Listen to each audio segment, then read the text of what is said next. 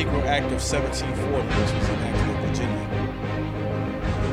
No, I'm sorry, Negro Act of South Carolina. What's going on in South Carolina? You had the Soon-G Free Moors Act. You had the Negro Act, coincidentally in South Carolina. One of the first Masonic lodges, in South Carolina. Dylan Roof shot up the church in South. Actually, one of the people he shot was a friend of mine. His mother got killed in that situation. One of my friends I went to college with, his mother attended that church in Charleston, South Carolina, and she was actually killed. So, it's real. If a European walk in here, we should all be a little bit alarmed, like, who are you? Might have to pat him down, right? But a church, a European walk in, it's all good. Look what happened. Right. I remember they used to try to come, and he's like, no, you can't come here today. Yeah, definitely. And one time was an Italian dude came, he was a Baptist in it all. Right. He's like, but I'm not like the rest of them, no. Like, yo, sorry, you can't come in here. Yeah. You know what I mean? They in the building. I'm not, like I said, I'm not racist. I'm just, like Marcus Garvey, the forerunner. He taught nationalism, being proud of your nation or whatever. That's what I, teach. But I'm not racist.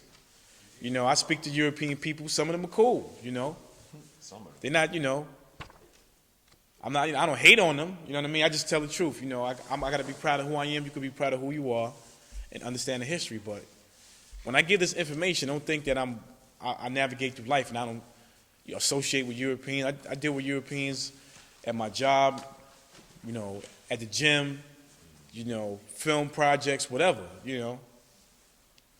Some of them do better business than some of our own people. A lot of times they'll pay me on time.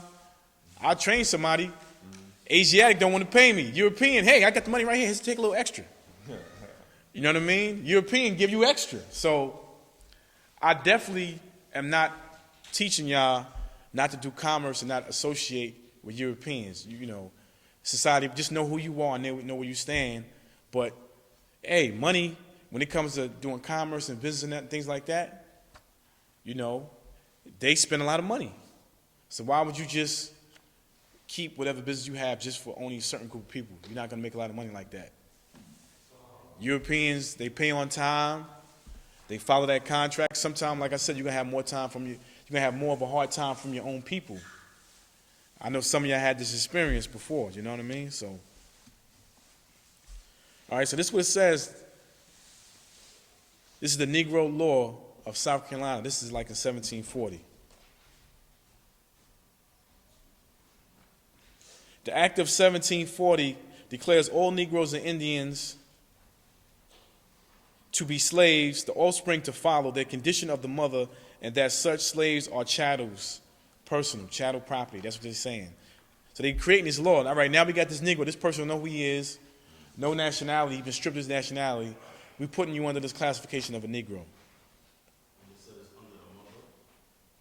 Right.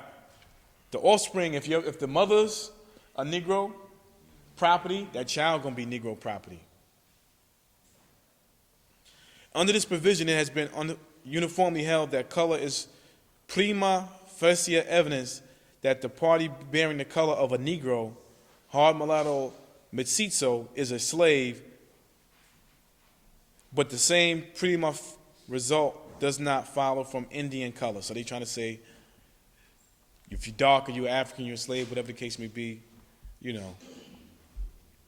term Negro is confined to African slaves. The ancient Berbers, in quotations, and their descendants. It does not embrace free inhabitants of Africa, such as Egyptians, Moors, or Negro, but it says MUI, Asiatics. So they're saying it doesn't apply to Egyptians, Moors, and Asiatics. So now we talking about status because they both dark. Yeah, the Negro Act.